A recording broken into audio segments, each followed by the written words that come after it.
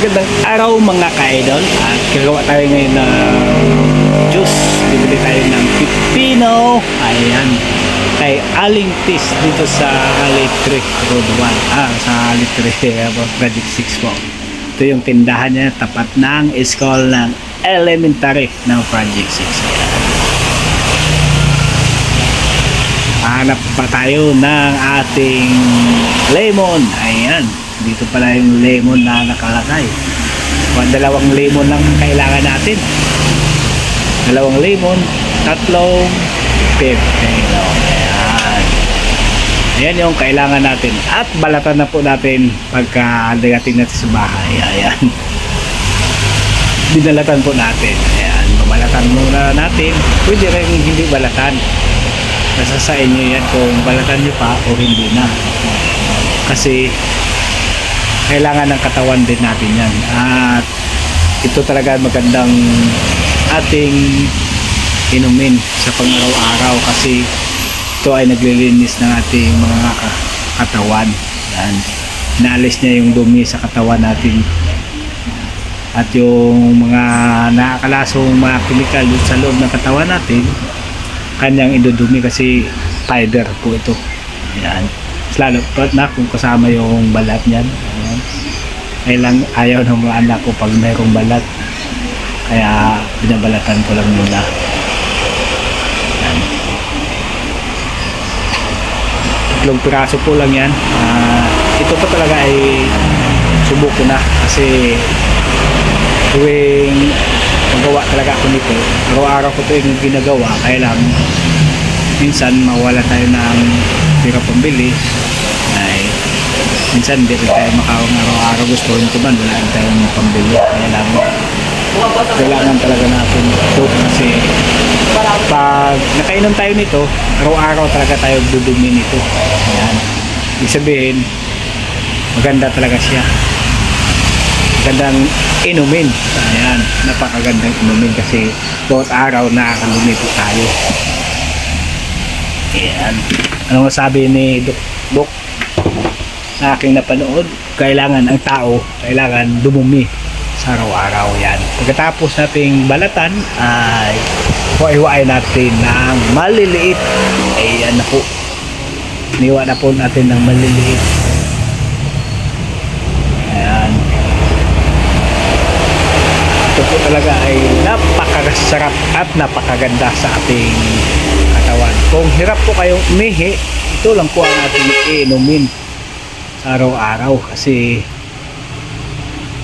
nararamdaman ko rin po dito na lagi akong napapaihi pag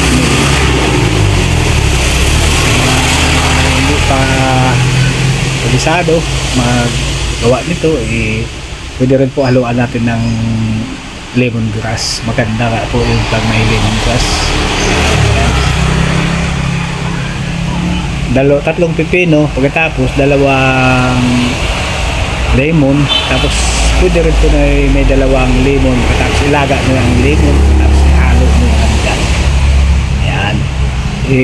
Pagkatapos pigain lang natin, ihalo natin dyan sa ano na yan, sa blender na yan, tapos lagyan natin ng asukal kung sasain nyo yan, kung gusto nyo ng matamis o ay naman lang, kunting asukal lang, pero kung gusto nyo naman ng matamis, dagdagan nyo na lang. Napakagandang maraan ng paggawa ng juice na healthy. Huwag tayong bumili ng mga juice na lagi natin binibili sa tindahan kasi masama po yun pag lagi. Hindi naman lang masama pag minsan lang. Pero ito, kahit araw-arawin mo ito, napakaganda sa pangatawan natin ito. Ito yung juice na healthy juice. Yan. Kasi subok na ito kahit manood pa kayo sa mga YouTube. Ayan. Tapos natin ng tiga ay lalagyan natin ng tubig konti lang. Natin na po sila i-blender natin yan. Ayan. Wala dito yung blender natin natin siguro. Ayan. Ayan ang sukal nilagay ko. Kunti pa nga lang yan kasi yung tinaman lang yun ang tamis, hindi yung maraming sukal. Ayan, lagyan natin ng kunting tubig tapos tablin na natin.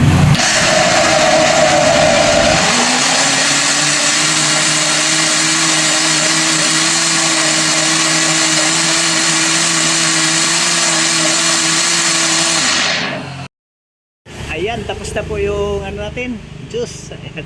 Kaya dito, ano na yan, dito drink na yan. Napakasarap na juice. At napaka-healthy pa. Ayan, yan ang tips natin na kailangang ibigay sa ating mga kababayan sa araw nito. Ayan. Lagyan natin ng yelo. Ayan. Ayan, may konting tips na naman tayong maibibigay sa ating mga kababayan kasi kung medyo nangailangan ang ating katawan ng mga ganito yung mga tawag nilang fiber. Ayan, fiber. Ayan, ito ang kailangan natin na inumin para makadumi tayo sa pang-araw-araw nating buhay. Ayan. Kailangan natin ang pagdumi sa araw-araw para tayo makapitan ng mga sakit-sakit. Halimbawa, sabi ni Dok doon sa napanood ko, hindi tayo makadumi araw-araw, kailangan mayroon talagang ibig sabihin hindi tayo healthy. Ayan, kumbaga hindi tayo healthy. Ayan, thank you so much sa inyong pagpapanood sa video ito at maraming salamat. Ayan, kailangan nyo din itong gayahin. Ayan. Yan. Kailangan nyo rin itong gayahin para magiging healthy ang ating pangatawan. Ayan. O, tinikman ko na. Ayan. O, sarap. Ang sarap.